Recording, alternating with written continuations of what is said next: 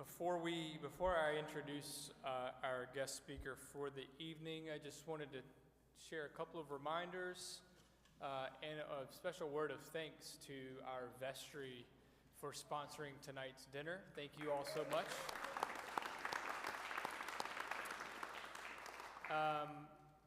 Tonight's presentation, just like last week's presentation, is going to be recorded, is being recorded, and so you can find that on our church's YouTube channel anytime after tonight.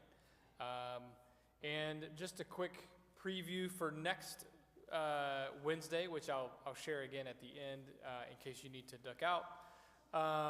Next Wednesday, we will be joined by our very own Director of Youth Ministry, Miriam Ferris, who is an avid gardener.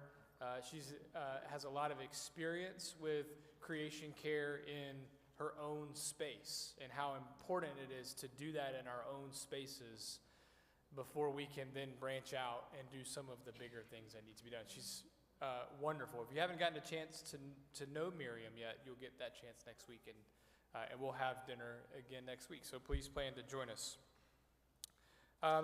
There's still plenty of food left, I think, so please help yourself.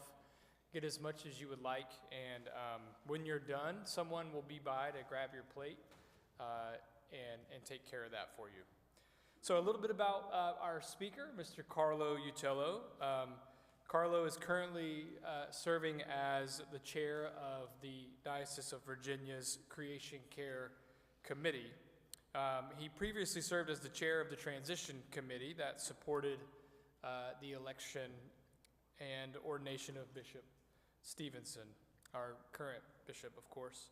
Carlo lives with his wife in Alexandria. We were talking just a few moments ago about his home parish, St. Luke's Wellington. And at St. Luke's, Carlo initiated and led the parish's solar panel project, which was completed last year. And he also serves as a lector and a Eucharistic minister. And I know I'm excited, as I'm sure all of you are, to just hear a little bit more about what the diocese is up to and how we can learn from what they are doing and work together to do some more creation care, both here and throughout the Diocese of Virginia. So please join me in welcoming Carlo.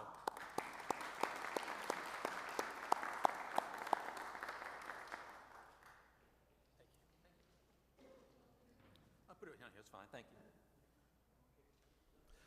It's not on purpose anyway. So first of all, thank you for the nice introduction, and thank you to Adam and to Drew for inviting me to come here to speak with you all tonight. This really is a treat. I spoke at another church in Alexandria last night, and so hopefully this is a little different presentation, but it's kind of the same idea. It's about creation care, what creation care means to me, and how it might influence what you do or don't do, not only here in your parish, but also at home in your own houses. I won't embarrass the person by pointing him out, but someone asked me earlier in the evening, so you're in charge of creation care for the whole diocese? And I was like, well, that sounds a little bit grand. So yes, I am the chairperson of the Creation Care Committee. The Creation Care function in the diocese started off with a task force a number of years ago, and I think about 3 or 4 years ago, it was elevated to the committee level. I joined the committee about 2 years ago, and about 6 or 8 months ago now, I guess, after our previous committee chairperson kind of abruptly resigned for personal reasons, I was asked to take it on. I didn't volunteer. I knew better. But I also didn't say no because I knew it was important. It was important to me for a lot of reasons, which I'll go into later. But I didn't want to see the committee, die out. If someone else wants to take it over in the committee, I've told them before, I'm happy to step aside and be an active member, but for the time being at least, I'm helping organize what we're doing. Like most church organizations or most nonprofit organizations, it's hard to find volunteers and get people motivated and engaged and to ask them to do more than they're already doing. Most of the people on our committee are already involved with creation care in some function in their home parishes too, so they're doing that already too, and plus they have lives outside of church and the committee. So we're always looking for new members, and it doesn't have to be a long-term commitment. If something piques your interest and you want to do something for a short period of time, we'd love to engage with you and help you do your work. And That kind of is the focus that what I want to discuss here is how do you get a creation care function started? How do you get people excited about it? And how do you sustain it? And like anything, it can be challenging. So I plan to talk for a while, and I do have prepared notes, so I apologize. I'm going to be reading some of the notes throughout, but I don't want to read the entire time. But before I launch into that, I wanted to first of all tell you that I will save time at the end for questions, and I'll stick around as long as you want to answer questions. But if you have a question that is pressing or something's not clear, just raise your hand, and I'll try to acknowledge you and take it now. So Adam mentioned that my wife and I live in Alexandria. We've lived there since 1985. We originally are both from New Orleans. And we moved up from New Orleans with our two small children who are now in their 40s and have children of their own, so a lot has changed. But I've been going to St. Luke's for about 29 years now, I guess. It's my home parish. We're very lucky that our children and our grandchildren all live within about a half an hour of us, so we're really blessed by that, which is not at all the norm in the DC metro area, as you all probably know, and probably not so much here either, for that matter. I've been involved in a number of different things at the parish. So back in 2014, I had I developed an interest in solar panels and in energy conservation, just personal, and visited a few churches that in the neighborhood that had solar panels that were not Episcopalian, learned about their projects, learned about what they cost, and decided to pitch the idea to my then rector and vestry. And there was no objection to the idea of doing it. But there were other issues, one which was we had an aging HVAC system that needed to be replaced. We had plans underway to raise money for our expanded parish hall, and then the roof on our church wasn't brand new. It wasn't ready to be replaced yet, but it was kind of old. And there's no point in putting solar panels on an old roof if you're going to take the panels off 5 years later and replace the roof and put the panels back on again. It's just an exercise in additional cost. So we put the project on hold for a while. There was also, of course, the issue of money. Who's going to pay for it? How we're going to fund it, et cetera, as well, which was a very big factor in our process. And I apologize. I realized I was going to start this with a quick prayer, but I forgot to do it until just now. So this is from the Season of Creation. It's a liturgy that was developed by the National Church. It's available online in a PDF, and it hasn't been approved 100% for use everywhere all the time, but the bishop did approve its partial use this past year during the Season of Creation, which I guess is in October, November timeframe, I believe, around St. Francis of Assisi's Day. So I did read a very quick prayer from that, and I'll go back to my notes, and I do apologize, but I did want to do this. Lord of all love and glory, the author and giver of all good things, graft in our hearts the love of your creation, increase in all true unity, nourish the world with all goodness, and bring forth the fruit of good works. Through Jesus Christ, the wisdom of creation, who lives and reigns with you in the Holy Spirit, now and forever. Amen. So I pitched the idea of the solar panel project. It got put on hold. I didn't forget about it. We got things done at the parish. We spent our money on other projects. We got a new rector about 5 years ago, and I went back to him and pitched the idea, and he liked the idea a lot. He was very enthusiastic, and he said, we'll get there. We're not quite ready to do there yet. We'll get there very, very soon, though. Don't forget the idea. So finally, it got installed. We got our panels installed in June of last year. We were actually able to raise the money in our parish, which was great. The parish fronted us the full cost of the panel project. At the time, there was a 30% federal tax credit. So the parish fronted us the full amount of the money, and we'll be getting hopefully our 30% back from the government and repay the parish what they loaned us in a couple of months. The first 2 full months of our solar panel project at St. Luke's, our utility bills were reduced by $900, which it sounds like a lot, and it's substantial, but it's still only about a quarter of our utility bill. The nice thing about it, though, is that utility rates keep going up, and the less power you have to generate from the power company, you're protected against those rate increases for the power that we already generate ourselves, which is very nice. So I think it's a really wise investment. The payback period is about 7 or 8 years. I'm not here to talk about solar panels exclusively, so that's all I'll say about St. Luke's panel project, but if you have questions and interest, I'm happy to help out with that as well. But I'm going to tell you the story about the solar panel project because it took 11 years from my initial idea and presentation to have it become a reality. And it's not that I was working on this for 11 years, because I wasn't, but things that are big and difficult sometimes take time. And I think it's important in launching a creation care effort that you have both short-term as well as long-term goals and objectives. You don't want to plan one thing to do 5 years from now, because it's hard to maintain enthusiasm that long. But if you can get some short-term things done and installed or whatever, implemented, you can generate some excitement and be able to sustain yourselves for the longer haul as well. There's a Jewish teaching from the Talmud that says, "Do not be daunted by the enormity of the world's grief. Do justly now, love mercy now, walk humbly now. You are not obliged to complete the work, but neither are you free to abandon it." I think that's an important lesson for creation care. It's a big problem, right? We're not going to solve it here, within the diocese, whatever, but we all have a part in this as well. And I apologize in advance if you've heard this story before, but there's a story that I happen to love about everybody having their part. I refer to it as the tale of the starfish. You may have heard it already. So the story goes is that there was a young girl walking on a beach one day, and she saw that there were thousands of starfish that had been washed ashore during a terrible storm. So when she came to each starfish, she would pick it up and throw it back into the ocean. And people watched her with amusement. A man came up to her and approached her and said, "Little girl, what are you doing?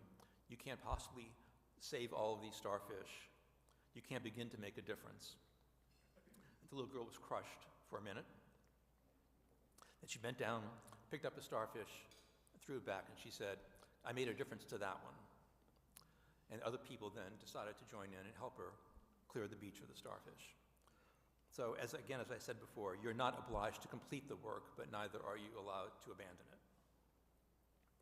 So caring for creation is not something we can do on our own necessarily, and it can be very easy to get discouraged. If you're looking for bad news, it's very easy to find bad news.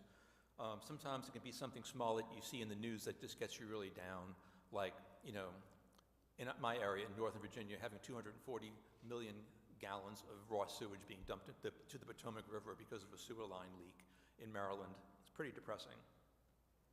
Or you may learn that the amount of CO2 in the atmosphere is still rising even after efforts that we've made to build clean energy. Over time, we learned that creation care is also about caring for ourselves. We are part of creation, of God's creation.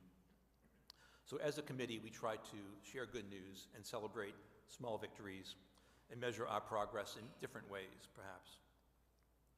We may notice, for example, that our favorite restaurant no longer puts their takeout food in styrofoam containers, which styrofoam, very bad.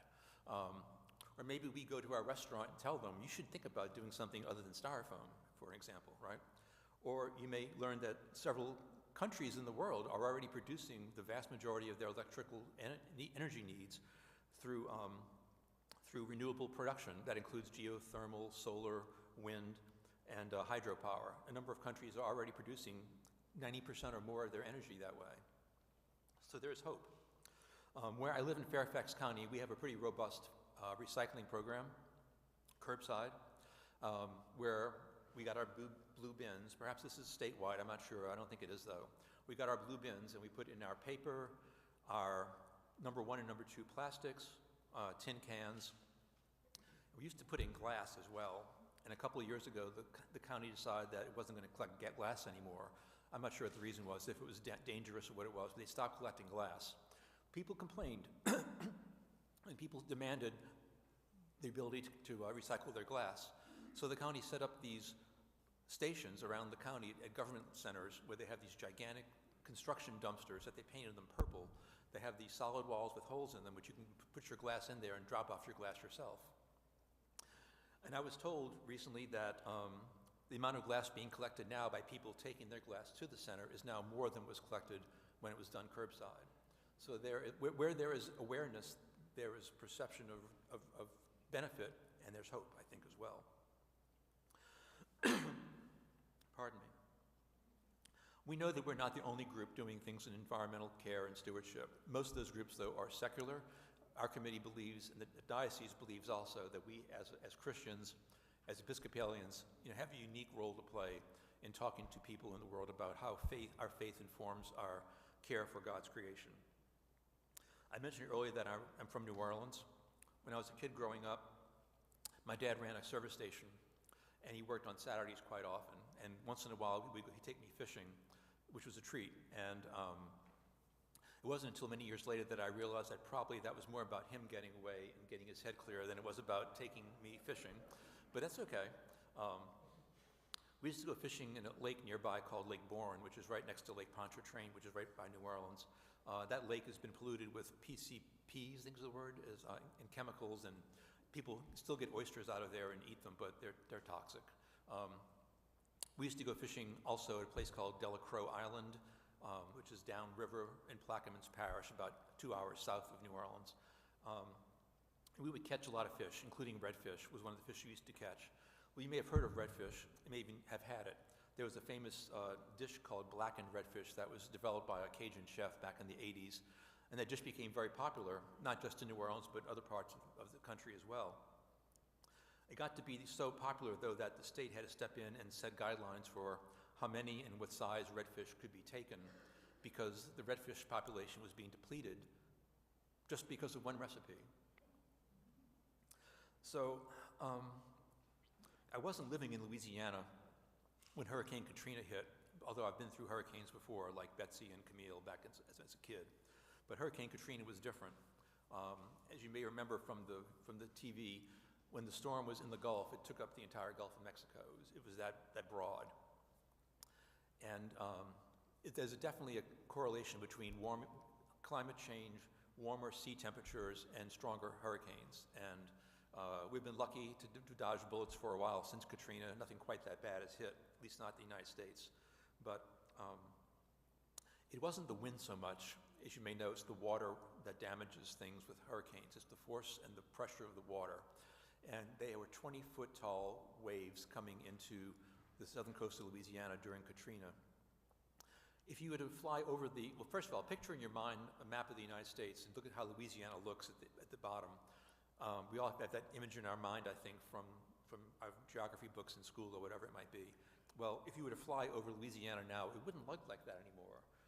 Louisiana has lost over 2,000 square miles of land since the 1930s and 40s because of oil production and oil pipelines and pollution and hurricanes.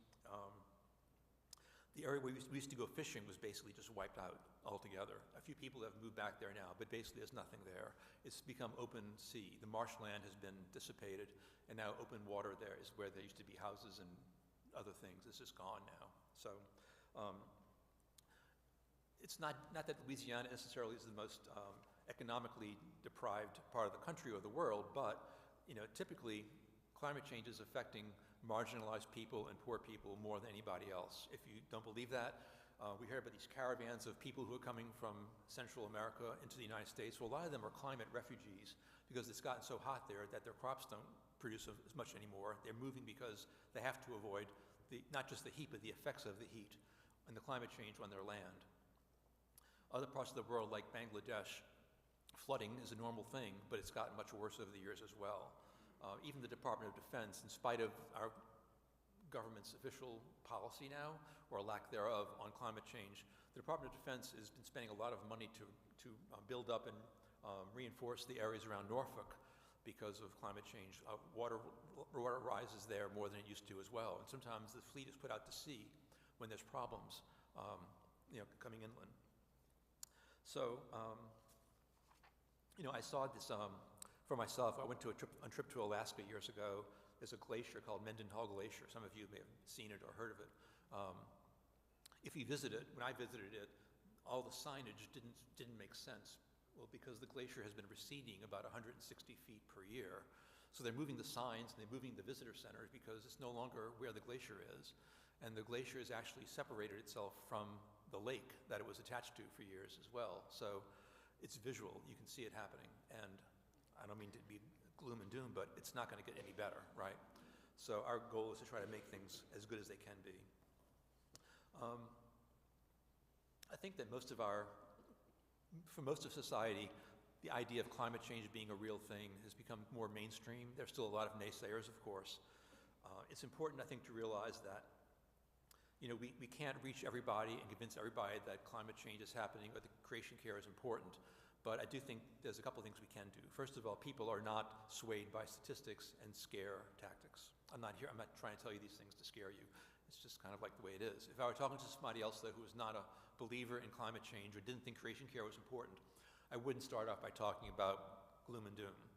What I would talk about is, what have you seen in your own life that you care about that's been affected by climate change or whatever that means something to you, and it makes it worthwhile for you to spend the effort and the time to care about the environment? Or maybe it just may be the biblical mandate for creation care. When I was growing up, I was told that when Adam and Eve were banished from the Garden of Eden, that one of their punishments, besides leaving God's presence, was that they would have to grow their own food and take care of themselves because they couldn't just pick fruit anymore. It wasn't going to be available to them.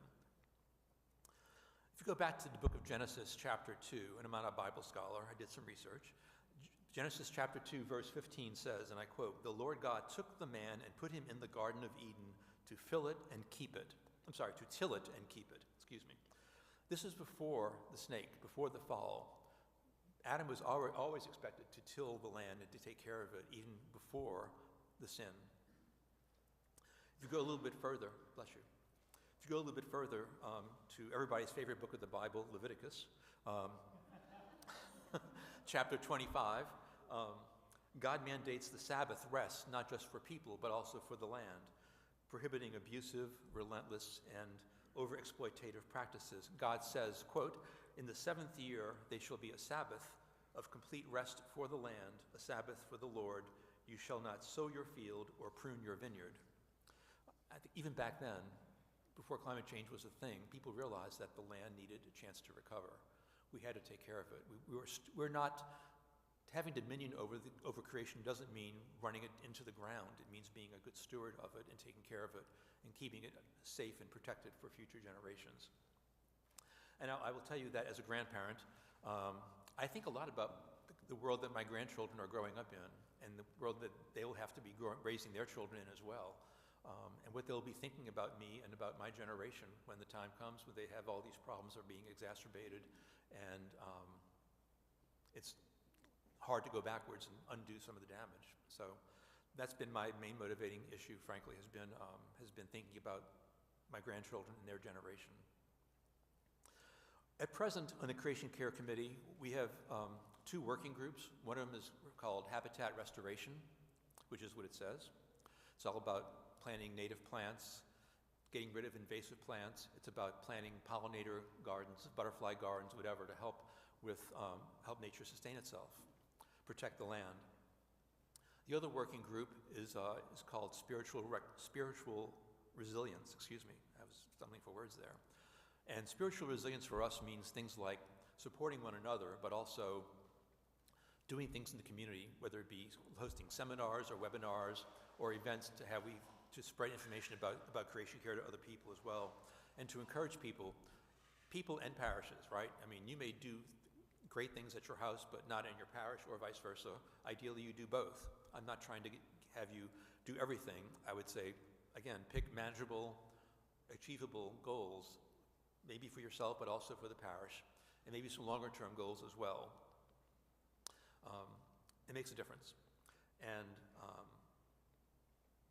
one of the things we're doing this year with our committee is, so in the past, the diocese has given us a small budget.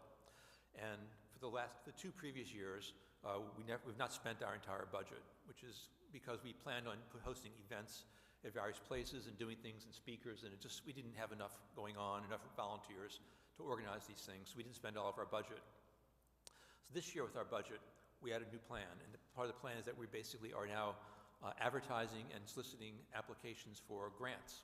We're going to give out some of our money to grants for parishes around the diocese who are undertaking habitat restoration, creation care types of projects. And if you haven't already seen the email, it came out in the e-communique. It also came, I believe, in an email to the parishes as well. It should be on the diocesan website. We're taking applications all the way through, I think, April the 13th, I believe. I want to give grants to as many people as I can. We budgeted a fixed amount of money. We've already gotten like 20 parishes express interest. They haven't applied yet, but I mean, the response so far has been really surprising. And what we're hoping to do is to get parishes to do these things and to encourage the people in their parishes to do things as well in their own homes as well. But also, we're going to publicize these events and these projects as much as we can once they're put in place to encourage other people. So I'm hoping to do a project like this, a grants program like this, every year. And if at all possible, we'll spend every penny of our budget on giving out grants. We'll stop doing other things and just focus on the grants. If that's where the demand is, we want to meet those demands and make a mark for ourselves, and then maybe ask for a bigger budget next year. But we'll see what happens with the application process. Grants can be applied for, and the amount that we can award grants is anything up to $1,000 per parish. And that can cover the cost of plants. It can cover the cost of a designer, a landscape designer, to help design your footprint for your habitat. A lot of things. So you can't spend it on certain things like pesticides and things of that nature as well. And it's all in the honor system. We're not going to come back here and patrol you and police you and arrest you. But we're going to make the grant awards. I'm going to give people the money up front and say, go spend the money. We're not going to come back and try to collect it. You know, we want you to spend every penny of it if you do get a grant.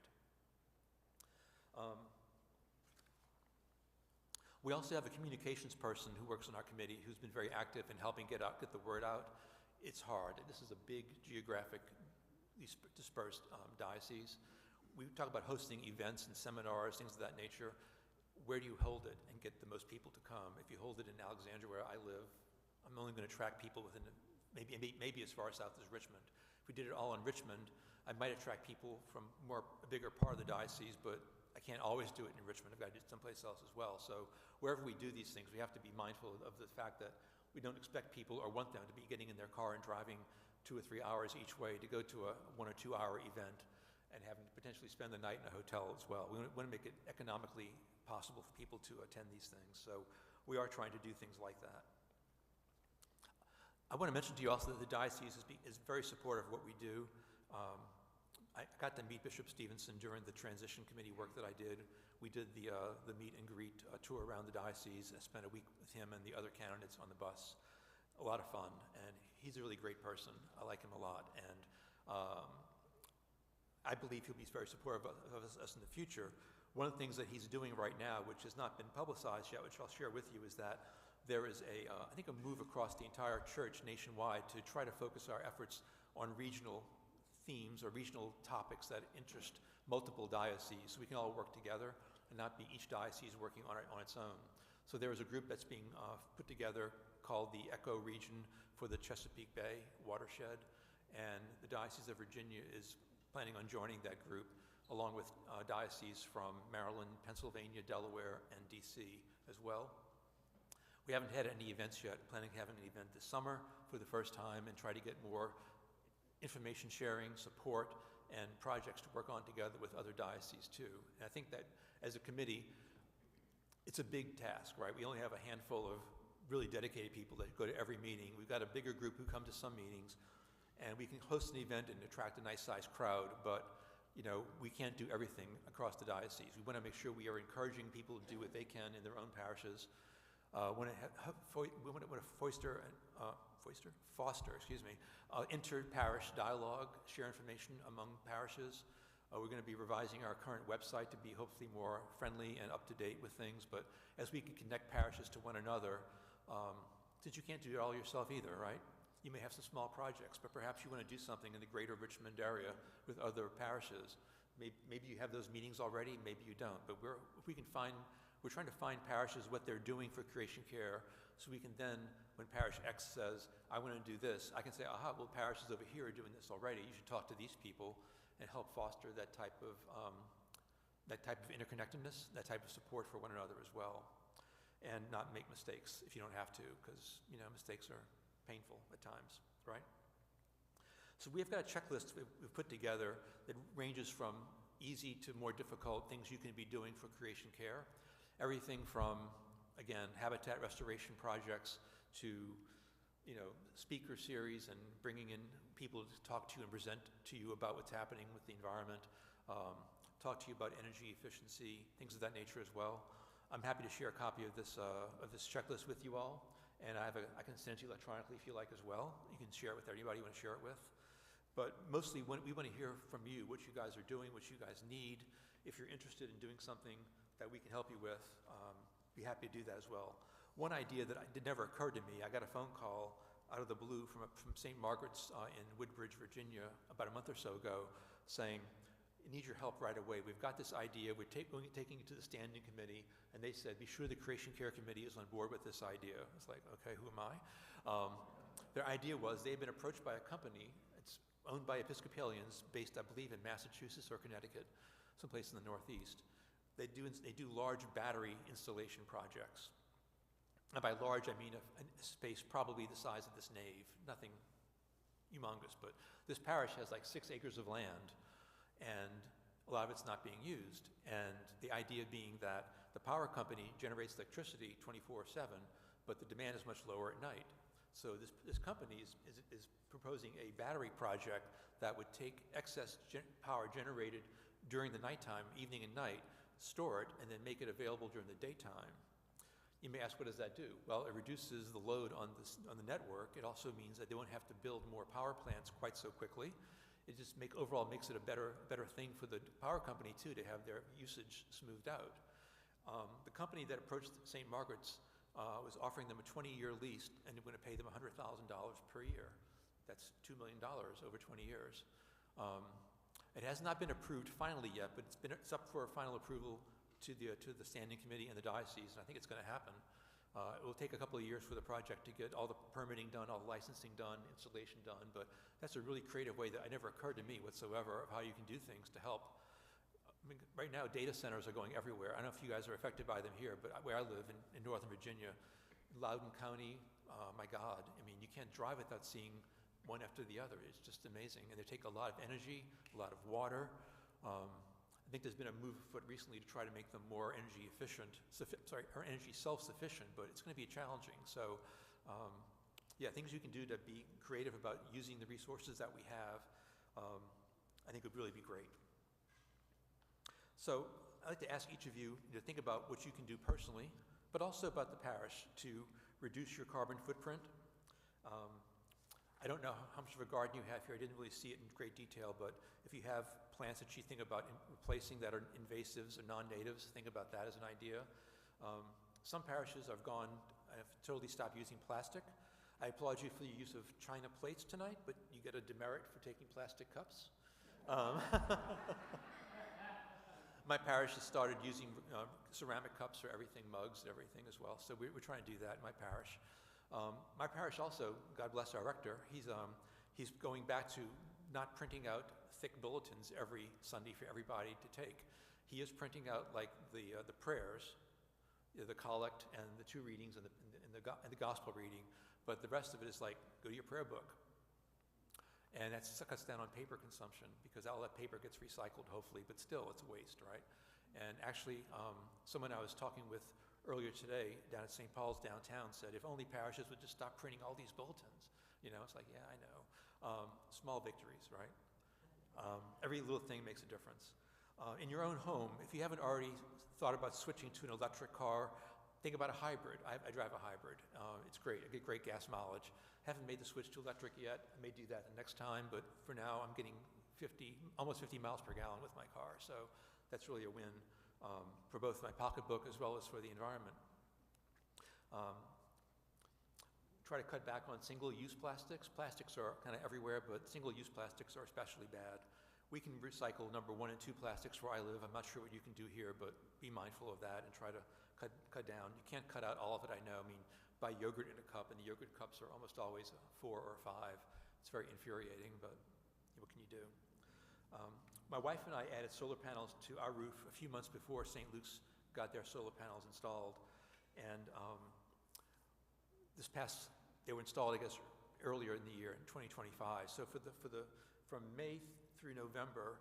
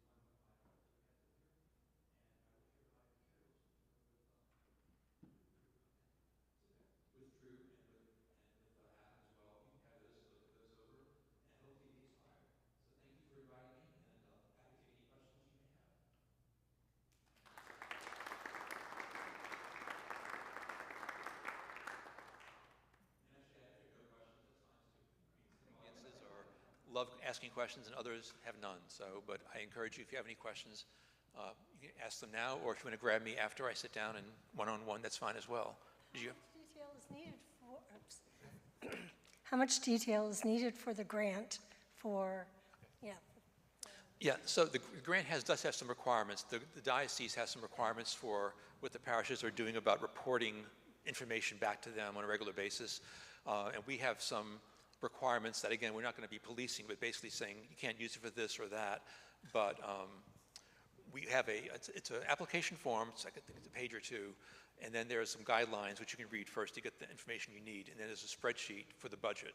And again, the budget's pretty wide open. You can, anything you think it's related to creation care that fits your project, fill it out, submit it to us. It doesn't take more than an hour or two to fill it out. So you got to have your plan formulated first, though, of course. The forms themselves are not very onerous, though. So I'll make sure that Drew and Adam have access to that website, or the files at least, if you don't have it already. Thank you. Anybody else? Yes, ma'am. You mentioned the checklist. Yes. The checklist of activities that you have. Is that available on the diocesan website, or where is it that we could find that? I have to email it to you because it's not available on the website. So we, as a committee, we've attended annual convention for the past couple of years and have a table where we give out information like this. So if any of you go to annual convention, you'll see more of us and more of our materials at those types of events. But is it working now? Yes. Very good. Very good. Thank you. So I will leave a hard copy with you all, and I will email the electric copy so that you can get it shared throughout your place as well. I've also got a sheet of paper here that I'm not sure I've got an electric copy of as well. This is basically just how do I begin to help the planet, and it's a bunch of ideas, which I've discussed already for the most part. Some things are new in here, like, you know, go meatless 1 day per week, and if you're already doing this, make it 2 days instead.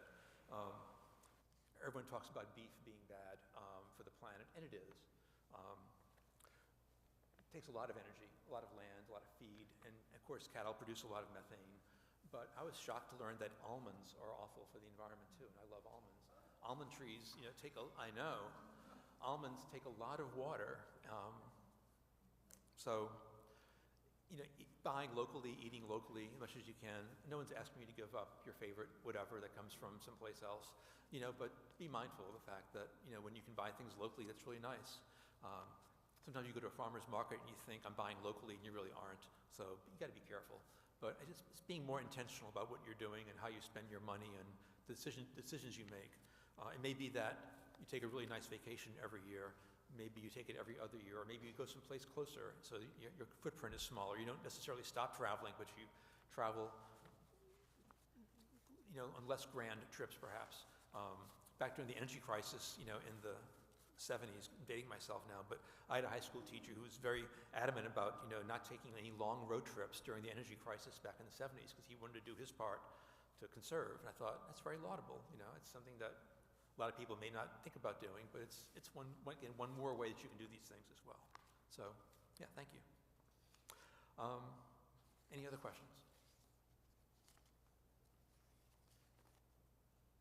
Yes, ma'am. This isn't a question, but if you'd been here last week, we had paper napkins and plastic silverware. And tonight we have cloth napkins and washable silverware. So this little series seems to be making a difference.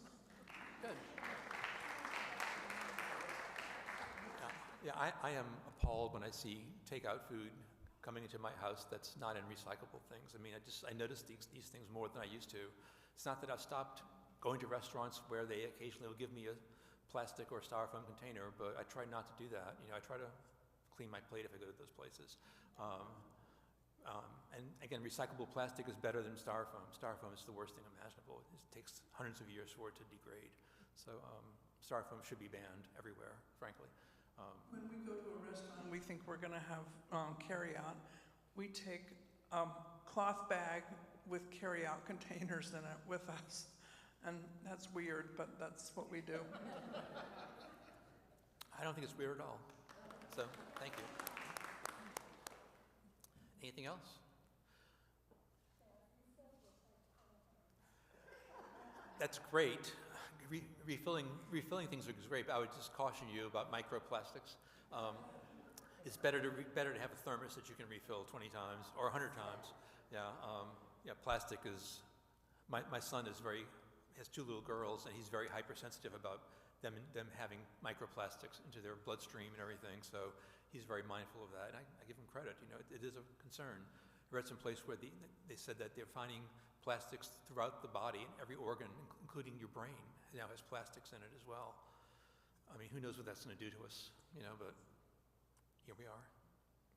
So, yes. Hi, you talked a little bit about dietary choices and, cutting back on beef and things like that. There is a lot of work out there being done on not just plant-focused diets, but planet-friendly or planet-focused diets. Is that something that the diocese is taking on at all or working on that? You mentioned a lot of the work with the plants, but is that something that you guys are thinking about taking on? We haven't, to be honest with you. I think it's something that we probably talk about when we're talking about a lot of other things, but it's never been a focus of our group, to be honest. And it should be, but again, you want to volunteer for that? No, it's okay. As I was telling somebody else earlier tonight, we've got a small but powerful committee of members who are all wonderful people, and almost to a person, they're all doing creation care things in their home parishes, as well as doing things with our committee. And I can't ask these people to take on anything else. I would love for us to have an energy conservation working group that would help parishes focus on energy conservation, solar panels, wind power, but there's nobody to do it right now. So I may at some point step down from the chairperson role and take that on myself, but I can't do both. So it's just a question of resources. That's why I say there's a lot of secular groups out there that are doing great things. The last thing that I want to do is have somebody who's working with company A or group A to stop doing that to come do this. That's great for you, but it's a net neutral. I want to find people who are either doing something and can do more, or people better still who are doing very little and can do more. Because it's got to be additive. I don't want to be robbing Peter to pay Paul, right? And a lot of groups out there are doing great things. There's a great group called Third Act, which is for seniors, which I'm one, that are helping people who are seniors find purpose in their retirement ages by getting involved with things that are planet-focused. They have subgroups that are focused, one on faith groups, one on their regional chapters as well. So there's a Third Act Virginia.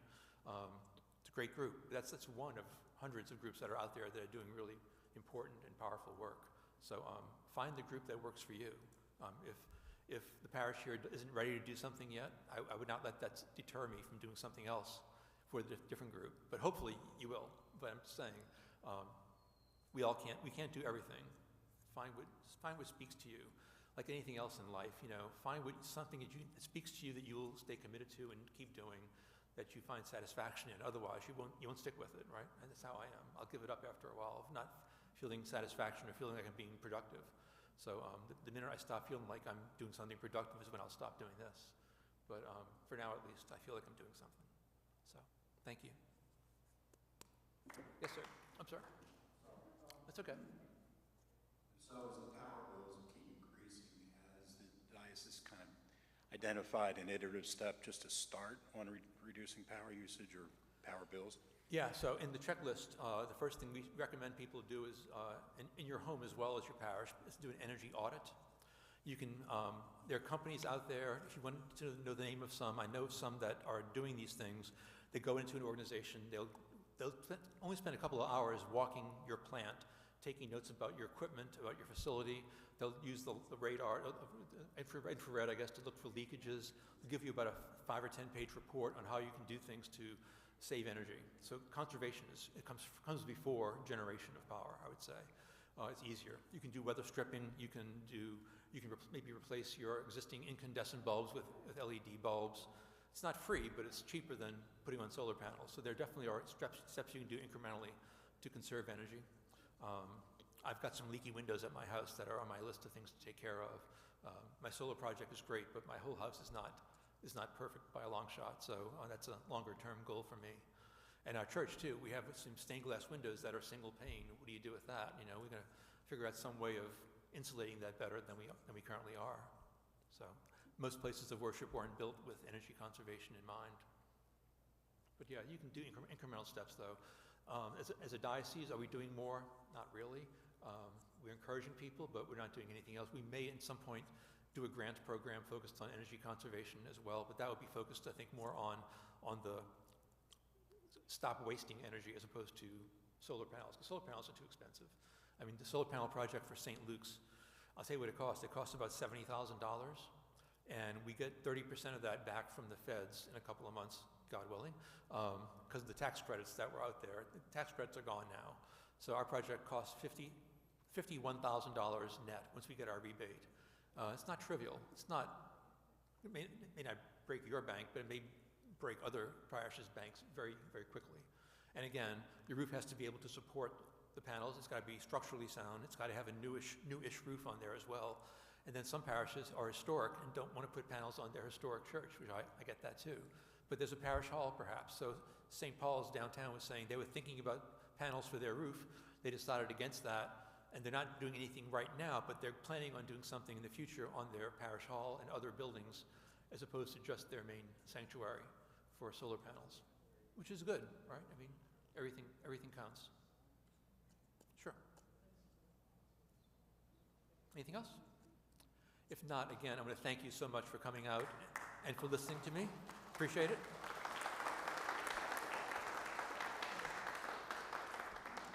I wish you all the best, and I hope to hear back from some of you about what you guys are doing. Thank you. Thank you. I think maybe Carlo, you may have some cards, like business cards. You may not, and that's fine. So what we'll do, if you would like to follow up with Carlo after tonight, we will maybe, if it's okay with you, publish your email address. Sure. Okay. All right. I want to make sure you're good with that before we put it out there. Okay. So we'll put that maybe in the e-news this week, so look for that on Friday along with the recording of the presentation. Again, thank you so much for being here. Thank you for your time and for traveling down. It sounded like you had a great day in Richmond, and I'm glad we could be a part of that. So thank you. Yep. Just again, next week we'll be back for dinner and hear from our very own Miriam Ferris. So come on out, come back next week, grab a friend, and the food will be good. Thank you again to our vestry for sponsoring tonight and for, thank you very much.